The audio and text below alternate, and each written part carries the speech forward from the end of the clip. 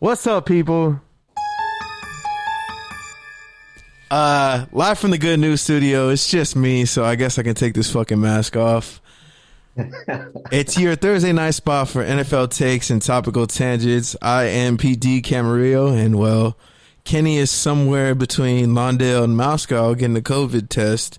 No symptoms there. Sorry, HIPAA. But yeah, so hopefully everything goes good there.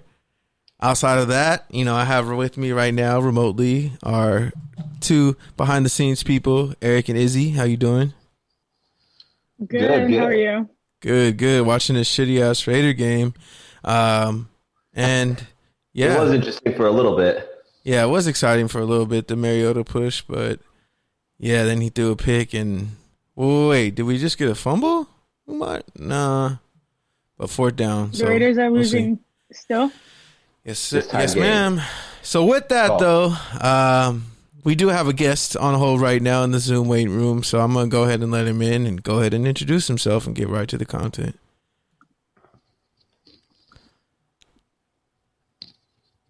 Let's see if the Zoom loads. Hello, caller. What is your name and where are you calling from?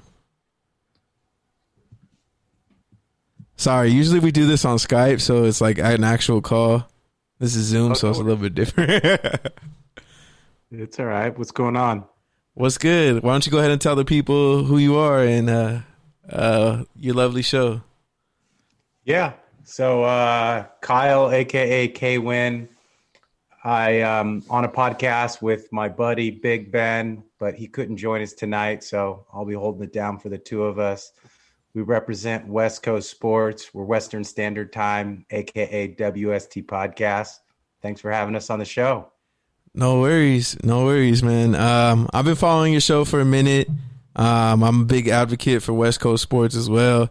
So if you could, why don't you go ahead and tell people a little bit about like why you're passionate about West Coast sports, living in the East Coast time zone, and kind of how your show's gotten to where it's at now. Yeah, sure. So I grew up in the San Francisco Bay Area, diehard 49ers, Warriors fan, and San Francisco Giants fan. And then I moved to New York in 2010. And then that's where I met Big Ben, my co-host. We actually worked together. And we actually hit it off because he's from Seattle. So he is Mariners, Sonics, and yeah, he's still sore. They moved to OKC. But we hit it off because we bonded at work just talking about sports. And then we would go to sporting events or dive bars to watch sports.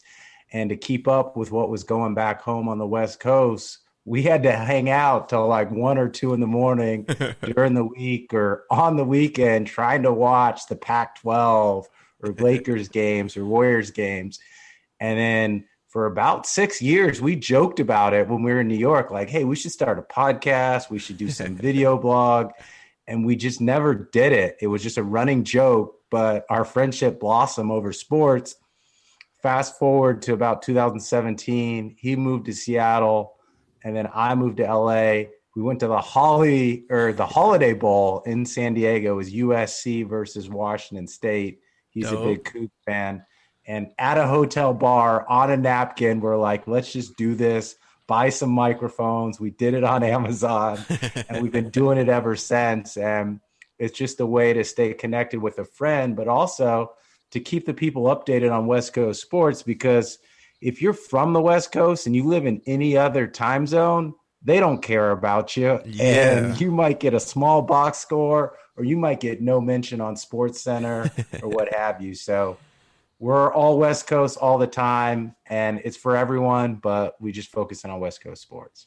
And where do you think that bias comes from? Because, I've talked to people on the East Coast about that, and they're always like, well, it's just kind of like West Coast sports fans, like imposter syndrome or whatever. Like they just always kind of think that we don't take them seriously. But like, where do you think that attitude towards like West Coast fans being bandwagon or not being as hardcore as your Cubbies and Red Sox and Yankees fans, like? So growing up in California and moving to East Coast, like this is my opinion. I just think that there's not anything else to do in other parts of the country, right? It's true. Like California, it's summertime 11 months out of the year, and that other month it's like 60 degrees. So maybe gloomy. Doing whatever, right? Yeah. Playing ball, running, doing stuff. Like there's just so much stuff to do. But when you're on the East Coast in the Midwest and it's freezing cold, all you can do is sit in your place and watch TV or go to a bar with your buddies and watch TV. So they're passionate about their sports. And I think there's media outlets that just cater to that. But I just think there's more to do out here. And there's just more media presence in the Eastern Standard Time Zone for what have you. And everyone's asleep by the time, the Lakers or Clippers or Kings tip at 7 o'clock or 10 p.m. Eastern, and they just don't keep up, So do you have any moment that kind of jumps into your head, like that you saw live that your average New Yorker probably didn't stay up for? Oh, that's a good question. I can tell you this, when the Warriors started to go on their run and David Lee got hurt and Draymond came in, I'm like, who is this chubby dude and what happened to David Lee? Just because I couldn't keep up and I couldn't follow everything. Yeah. And then I think just a lot of times you just... Were you in that Monte Ellis over Steph Curry cult too? Yeah, that whole thing, right? Like two small point guards, they can't coexist. They don't like each other during that whole time frame. But you know what? I think it's just hard because like when I lived on the East Coast, I just couldn't stay up to watch sports. And that's when like the Giants went on their run in 2012 and 2014. And I felt like I was 2 or 3 days behind on what was going on. Like I text my friends, Posey hit a walk-off. They're like, dude, that was like a week ago. I'm like, oh, I just saw the highlight. So I think it's just no one stays awake to watch the sports. And then I just think the West Coast, for whatever reason, has we're soft, we're laid back, we're not that intense. No, we just make it look better than the East Coast. Yeah, and one thing that I have noticed along those lines, like especially through the eyes of my dad, like you're never gonna tell him Jordan is better than Kareem or Magic. Like you're just not. It doesn't matter what stats, what eye tests you have, and that's just because like proximity. Like that's what he grew up watching. That was what was on TV. And not to say like, yeah, Jordan was on TV more because, we got cable and stuff like that.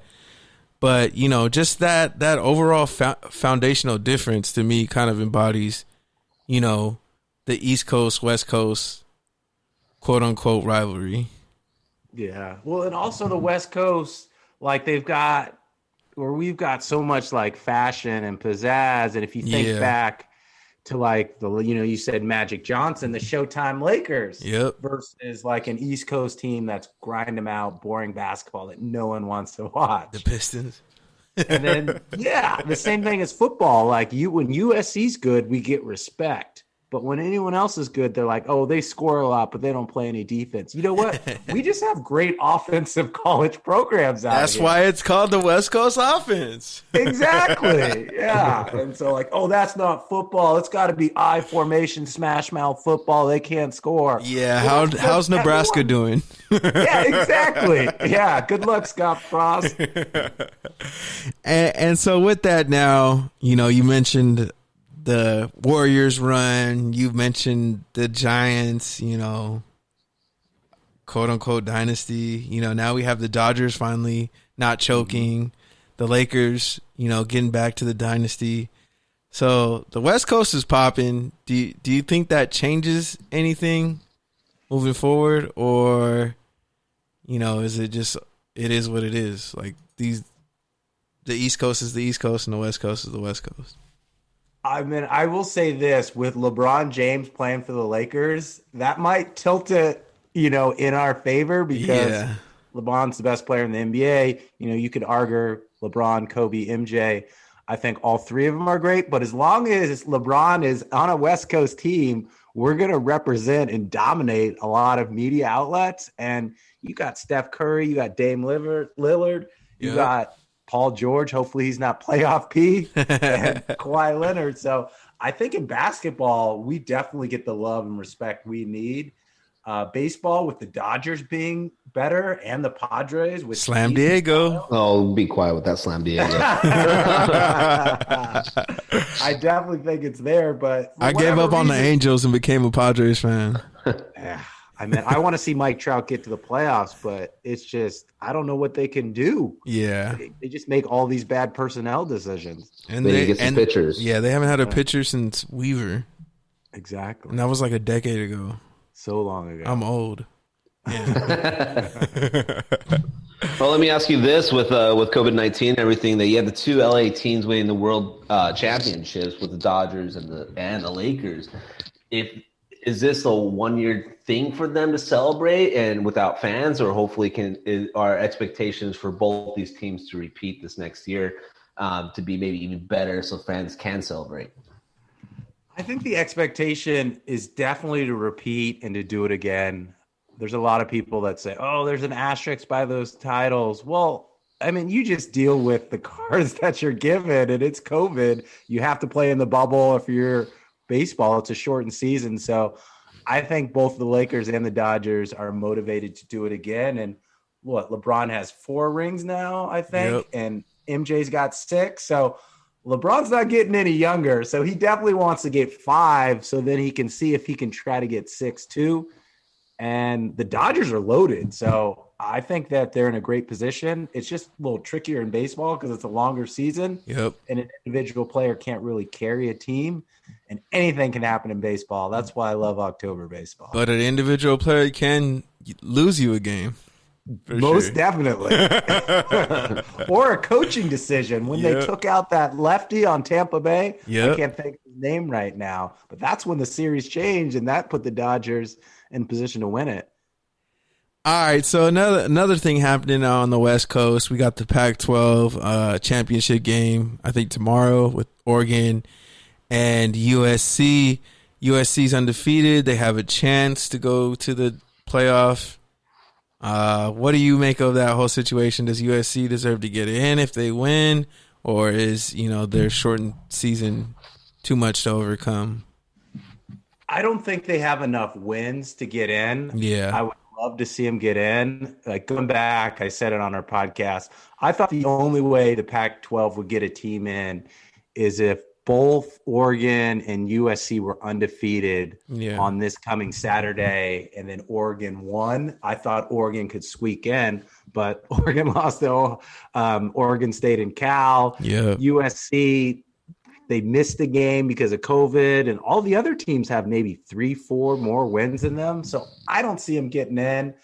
I just think it's an unfortunate circumstance just because the West Coast got really hit hard by COVID. Yeah. And I think we're a little bit more conservative with our approach than, the SEC or ACC, where they really don't have anything except college football in these towns. Yeah. And hell or high water, they're going to play.